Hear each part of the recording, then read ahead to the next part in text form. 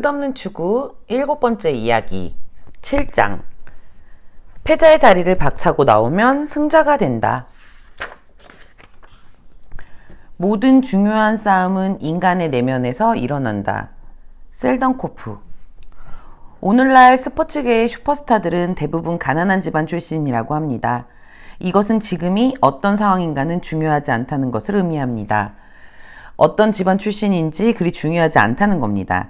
중요한 것은 꿈입니다. 무엇보다 꿈의 힘이 큽니다. 약점 때문이 아니라 재능과 배고픔으로 성공한다. 사람들은 흔히 이렇게 말합니다. 너는 출신부터가 틀렸어. 어떤 출신이 맞고 어떤 출신이 틀렸다는 겁니까? 지금은 미래를 보아야 하는 시대입니다. 언제까지 할아버지, 증조할아버지, 고조할아버지 얘기만 할 겁니까? 이젠 신물이 날 때도 되지 않았습니까? 나는 5 형제 중에 둘째로 태어났습니다.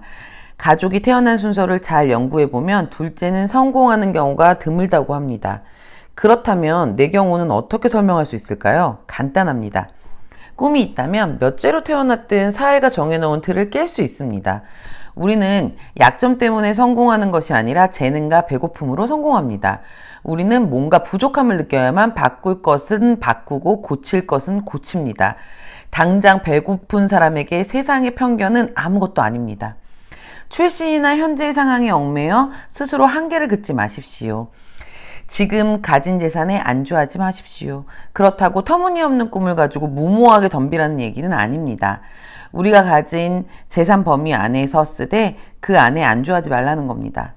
여러분보다 더 똑똑한 사람들과 이야기를 나누십시오. 여러분보다 더 지혜로운 사람들의 이야기를 들으십시오. 여러분보다 성공한 사람들에게 질문을 하십시오. 여러분보다 여러분 어려운 사람에게 도움의 손길을 내미십시오. 지금 있는 자리에 머물지 말고 말입니다. 장애를 극복할수록 더 존경받는다. 웹스터 사전에 재산이라는 말을 찾아보면 평균이라는 뜻이 있음을 알 수 있습니다. 결국 여러분이 재산에 안주하기로 결정하는 순간 여러분은 평균적인 삶을 살기로 결심하는 것과 같습니다. 자기 재산 범위 안에서 산다는 것은 비효율적입니다.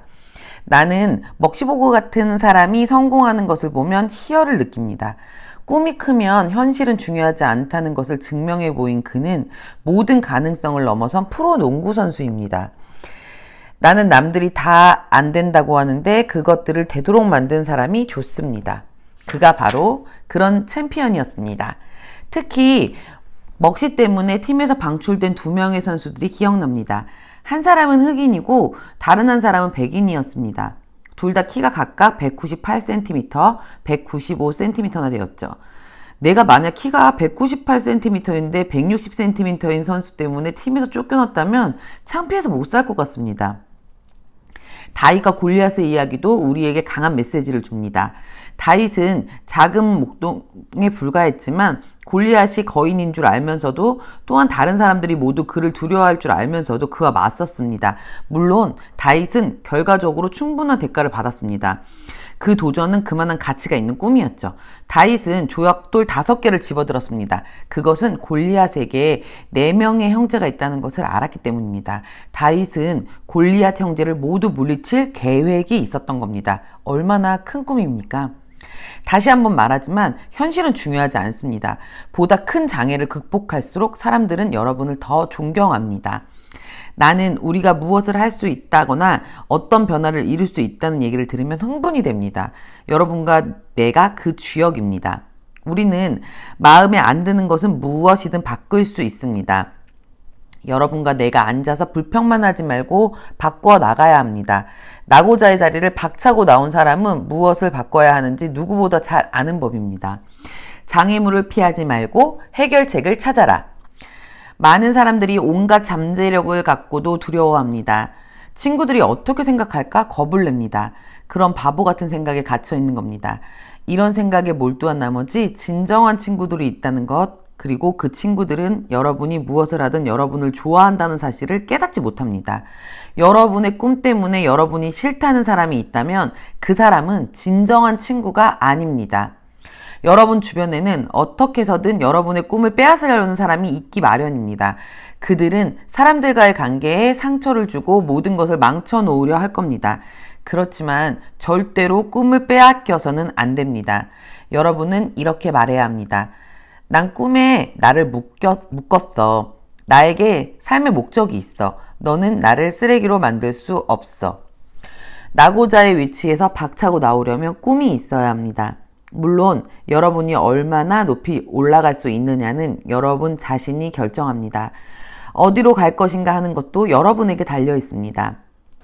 여러분의 상사, 부모, 형제, 친구는 가능한 범위 안에서 우리에게 지침을 주지만 변화의 주역은 어디까지나 여러분 자신입니다. 대중 속에 묻히지 마십시오. 그러면 다른 사람들이 온갖 것에 발목이 잡힐 때 여러분은 앞으로 나아갈 수 있습니다. 삶을 헤쳐 나갈수록 더 많은 장애물을 만날 겁니다. 여러분은 특별합니다. 여러분은 특별한 재능과 잠재력을 지녔습니다. 가장 성공한 사람은 가장 많은 장애물을 넘은 사람입니다. 장애물을 만나면 해결책을 가진 사람을 찾으십시오. 그러면 답을 알게 되고 장애물에 걸려 넘어지지 않게 됩니다. 경쟁자 때문에 깨지는 사람이 있고 경쟁자 때문에 기록을 깨는 사람이 있다. 윌리엄 아서워드. 모여서 신세한탄하는 것만큼 헛된 일도 없다. 덱스터 에거. 용기를 가진 사람이 대중을 만든다. 무명씨. 꿈이 있는 사람은 현실에 안주하며 사는 사람보다 강한 힘을 가지고 있다. 덱스터의 사업 비결중. 여기까지 7장이었습니다.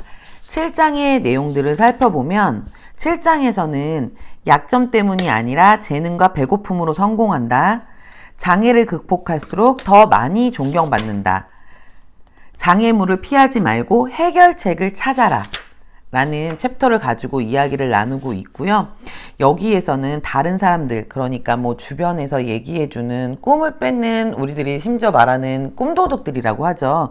그런 꿈도둑들에게 흔들리지 말고 내가 나의 꿈이 무엇인지를 정확하게 알고 그리고 목표를 설정하고 그리고 그 장애물이 나타날 때마다 그 장애물을 극복하면서 꿋꿋이 앞으로 나가야지만 그래야지만 우리는 승리자가 될 수 있다는 내용들을 다루고 있어요. 보시면 여기에서 다윗은 아주 작은 목동이었고 골리앗은 정말 큰 괴물이었지만 거인이었지만 다윗은 처음부터 골리앗과의 싸움에서 조약돌을 5개를 집었다고 적혀 있어요. 처음부터 그는 골리앗의 형제들을 모두 물리칠 계획이 있었다는 거죠. 우리가 어떤 목표나 성공이 있다면 그것에 대한 성공을 목표로 했다면 그것에 대한 계획을 반드시 세우고 그것에 대한 계획을 세우고 그것을 대해서 계획을 앞으로 나아갈 때 장애물들이 있다면 이런 장애물들을 해결해 나갈 수 있는 이런 장애물들을 해결해 줄 수 있는 어떤 누군가의 조력자를 찾아보는 것도 참 좋은 방법일 것 같습니다. 오늘 제가 7장을 읽어드렸고요. 내일은 8장에서 만나 뵙도록 할게요.